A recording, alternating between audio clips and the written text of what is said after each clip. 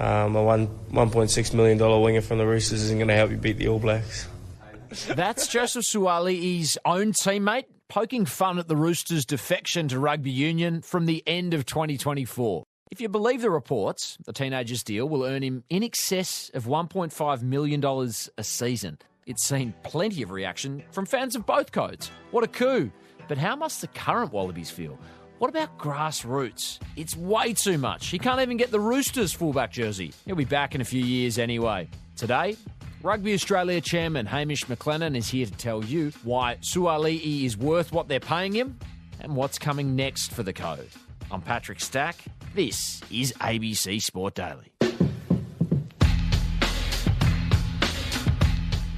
Hamish McLennan is the chairman of Rugby Australia. Hamish, why is Rugby Australia so pleased to have signed Joseph Sua'ali'i? Well, he's one of the best rising stars in the market across any code. He's a wonderful person, a great spokesperson for the game, actually, and he's an incredible athlete. Even Andrew Johns said he's a once-in-a-generation talent, so we're delighted that he's come home to rugby. With a crossfield kick, Sua'ali'i coming through against Adokar. Sua'ali'i gets there, takes the catch, scores the try. The numbers being quoted in various media reports are in excess of $1.5 million a season. How accurate is that? Well, look, it'd be rude for me to say, and I wouldn't comment on anyone's compensation, but at rugby, our elite players at the end of the day will earn more than NRL players, and we're happy to pay them well. They put their bodies on the line. You know, it's a very competitive market, and we think that he deserves what he gets paid. I think in the finance world, they call that a high conviction investment. You must have, high hopes and high beliefs in what he can achieve. Oh, I'd say he's reassuringly expensive. He's a good kid, and he'll deliver for us at the gate in sponsorship, in more TV ratings. So we're happy to pay what it is. Is that the part of this that some people are perhaps missing? Like the idea that the investment in him can deliver more on the other end, at a time where a sport like Rugby Australia or a code like Rugby Australia is looking for private equity investment. Is that the sort of element to this conversation that perhaps is being somewhat overlooked?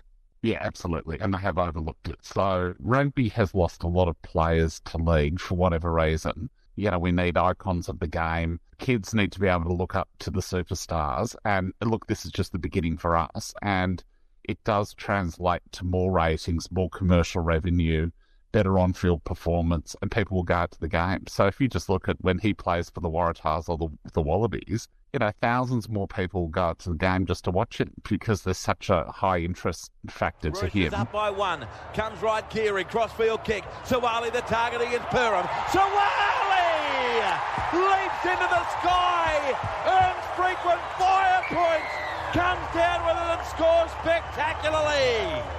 Let's not lose sight of the fact that he's just a lovely guy from a lovely family, and so we're so delighted that he'll be the face of rugby, or one of the faces of rugby. Anytime you make a big play like this, it comes with questions, and one is whether any sort of investment would be better allocated to grassroots, to the women's game, to emerging talent. I mean, these are all things that you've been vocal about supporting. Why allocate such significant funds to one player? Is it going to come at a cost to those other elements that I've just mentioned? Not at all, because we're going to be growing the pie. Rugby Australia has been, I would say with the current board, we've actually probably been the most prudent board in the code's history. And so just between 2020 and now through COVID, we've cut more than $40 million worth of cost out of the organisation. So we're putting it back now, and we're happy to pay our players well. That's a good thing if you want to come and play rugby, because you get to travel the world and you will be looked after by us at the elite level. But if we sell our media rights for more, then we'll have more money to put back into grassroots. So this is a strategy that will work, and the public need to understand that. You talk about him being the face of the game. Does that speak to an ill health in rugby, that a guy who's playing a different sport right now is going to be the face of the game? Well, look, I did qualify by saying one of the faces of the game. But look, he's a fantastic spokesperson. But our strategy is to build the code around icons of the game and to really build that up. Right hand side they go, Walker gets it away, Manu. Now Joey Sua'ali'i kicks towards the in goal. Will this one hold up? Oh, beautiful bounce for Joseph Sua'ali'i. Dylan Brown thought he had it covered, but he was done by the bounce. Sua'ali'i chasing his own kick through. it's a strategy that will work for us. And there is more interest value already just with this one signing than we've had in a long time. So we want there to be multiple faces, men and women who are icons, great sports people and athletes that people recognise. You know, it's best done through the Wallaroos, the Wallabies, Super Rugby, and it'll work for us. What about existing players?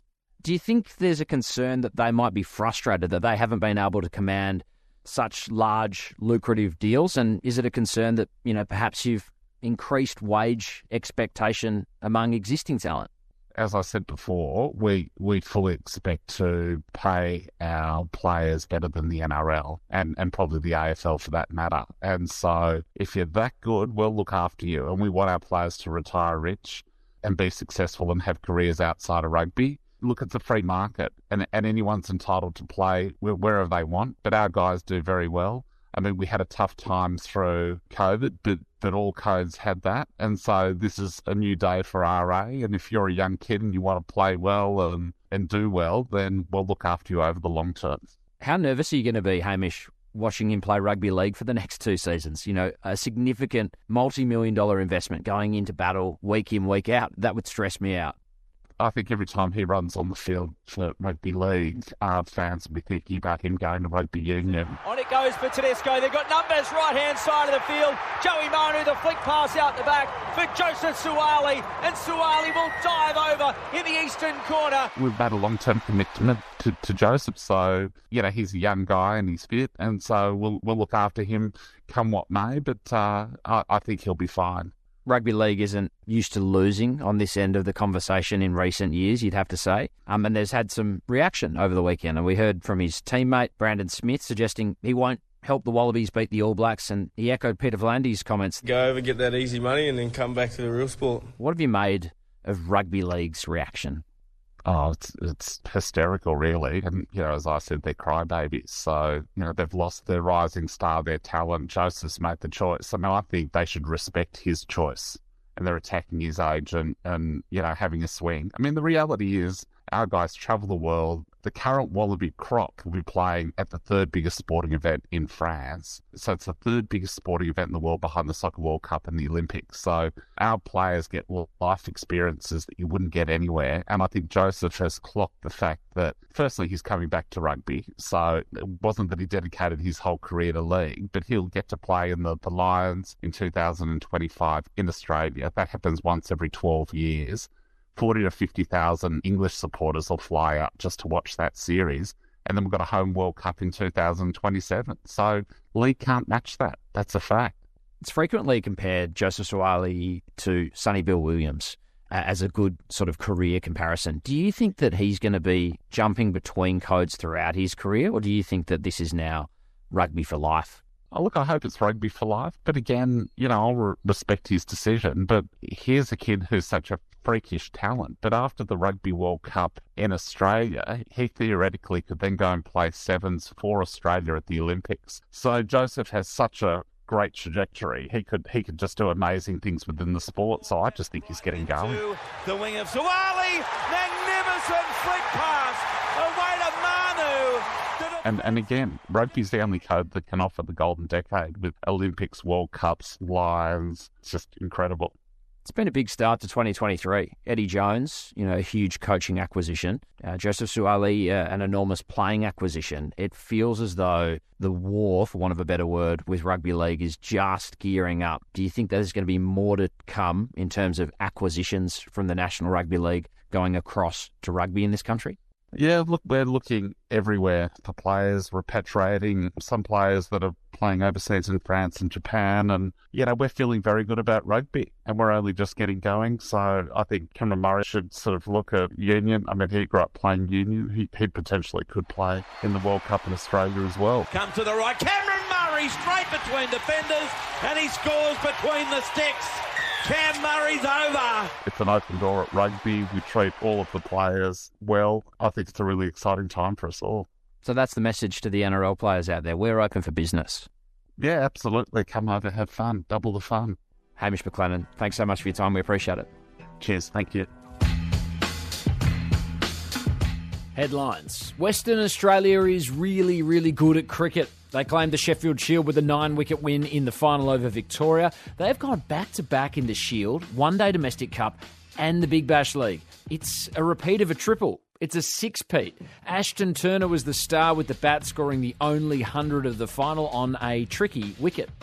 Netball and Collingwood is fuming after losing the Melbourne Derby. The Vixens received 2 consecutive centre passes in the dying stages and snatched a 1-goal win over the Magpies. Now, centre passes are meant to alternate, so that's a stitch-up. Coach Nicole Richardson labelled it a fiasco, and it's hard to disagree. Plus, fiasco is a great word. Fiasco. Speaking of fiascos, did you see the power went out in the Thunderbirds Swifts game, just like the AFL game in Brisbane? But can you believe it? Netball SA Stadium, there is a delay, another delay. This has got nothing to do with the court surface. We are delayed because there is a power outage. All the pics were quite remarkable from Adelaide, the fans lighting up the dark arena with phone lights as though they were at an Ed Sheeran concert. For what it's worth, the game was declared a draw.